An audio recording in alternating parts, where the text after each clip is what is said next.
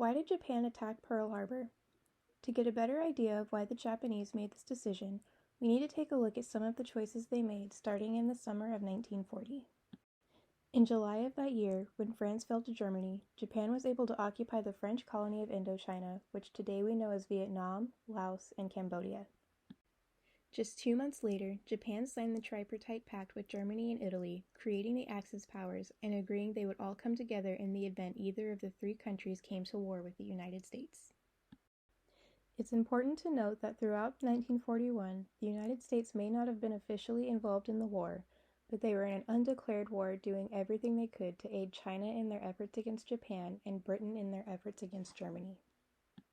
When Germany invaded the Soviet Union, it created a big dilemma for Japan, who now had to choose which direction to move going forward. After weighing their options, they ultimately decided to move further south and invade the rest of Indochina due to their richness of resources required for their war machines, and believed there would be little fanfare as the world was now focusing on the German-Soviet War. Japan was determined to gain these resources, while the United States were determined to not let that happen, as the more European colonies Japan took over in Asia, the more harm could possibly fall to Britain. The U.S. responded to the Japanese invasion of Indochina by freezing their assets and refusing to sell Japan any more oil, with other countries following suit. This created a huge problem for Japan, as they were already low on resources due to their war with China, and now they were going to be losing even more. On November 5th of 1941, Japanese leaders held an imperial conference in front of their emperor, Hirohito, in which they created an agenda for what they were willing to negotiate. In summary, Japan would be willing to stop moving any further south as long as the United States was willing to reinstate their oil trade with Japan. On November 7th, Japanese envoys were sent to the United States to discuss the finer details of this arrangement. On November 26th, a response was received by way of the Hull Note, written by U.S. Secretary of State Cordell Hull, in which statements were made that the United States would only resume oil trade if Japan removed all their troops from both China and Indochina, as well as reducing their role in the Tripartite Pact. The Japanese viewed the Hull Note as an ultimatum, and felt there was no longer any basis of negotiation. They believed that not only was the note belittling, but that the things the United States were demanding for was a direct threat to the empire itself. Japan believed wholeheartedly that they were at an impasse in which they were standing one decision away from infamy or oblivion. Ultimately, they planned for a surprise attack against the United States, officially bringing the country into World War II. On the morning of December 7, 1941, United States forces were caught by surprise in Oahu, Hawaii. While Washington was still speaking with Japanese delegates, Admiral Yamamoto Isoroku made the decision to send a fleet of 6 vessels carrying 420 planes in the direction of Pearl Harbor. This would pose a great risk for Japan, as the fleet did not have any additional aid to support them if needed. It was also imperative for these 6 vessels to be radio silent throughout the 4,000-mile journey to remain undetected and maintain the element of surprise. It wasn't until the fleet was 200 miles away from the island that the planes finally took to the air. At around 6:30 in the morning, an unidentifiable submarine was spotted, to which the U.S. sent patrol ship Ward to investigate. USS Ward was able to identify it as an enemy sub and opened fire for about 2 minutes. The USS Ward was able to successfully sink the sub, resulting in the first American-caused casualties of World War II. At 7:02, plane formations were spotted in the sky, but no alarms were triggered as the base was expecting an incoming flight of U.S. B-17s around the same time. At 7:40, while U.S. Admiral Husband E. Kimmel is awaiting confirmation about the sinking sub from the USS Ward, Japanese commander Mitsuo Fushida declared to his telegraph operator that their surprise attack had been achieved as the first wave of planes were deployed. At 7:55, the first dive bomber had reached Pearl Harbor.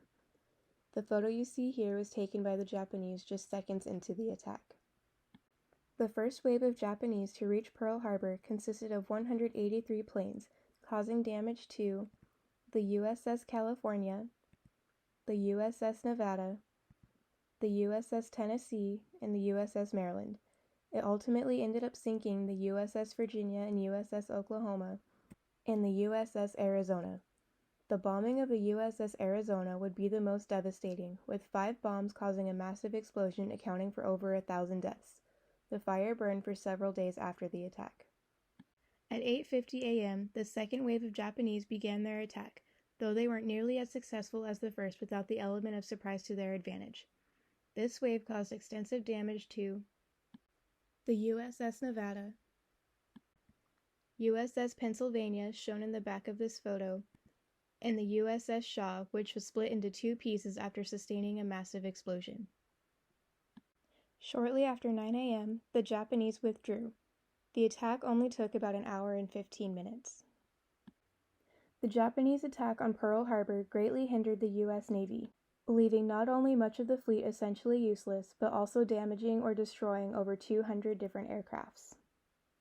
Between civilians and military members, roughly 2,400 Americans were killed during the attack of Pearl Harbor, with another 1,200 wounded. The Japanese had a much lower rate of loss, consisting of only 30 planes, 5 submarines, and around 100 men. The next day, the United States declared war on Japan. Despite the extensive damage and death toll caused by the Japanese, the attack at Pearl Harbor was actually a failure to Yamamoto's plan. While the USS Arizona and Oklahoma were total losses, they were well over 20 years old and not the main target of the operation. Yamamoto had hopes to destroy the USS Enterprise and USS Lexington, two newer ships that served a greater importance to the American fleet. However, they were away from Pearl Harbor at the time of the attack, thus not crippling the Navy in the way that he had hoped. Yamamoto also underestimated how Americans would react to such an event. The attack took place on a Sunday morning, a time for rest and religion for most Americans, without any declaration of war, killing thousands of people. Up to this moment, the general public opinion from Americans was to help China and Britain as much as possible without actually going to war, but the attack on Pearl Harbor united public opinion to go to war with Japan. On December 8th, President Roosevelt addressed the American nation, describing Pearl Harbor as a day that will go down in infamy. 3 days later, Germany and Italy responded by declaring war on the United States. Prior to the events of Pearl Harbor, the United States had been much more concerned with the European theater of the war and focused most of their war plans on Germany. But given the turn of events, a greater majority of the U.S. Navy was sent to fight the Japanese in the Pacific in what would turn out to be the greatest sea war in history.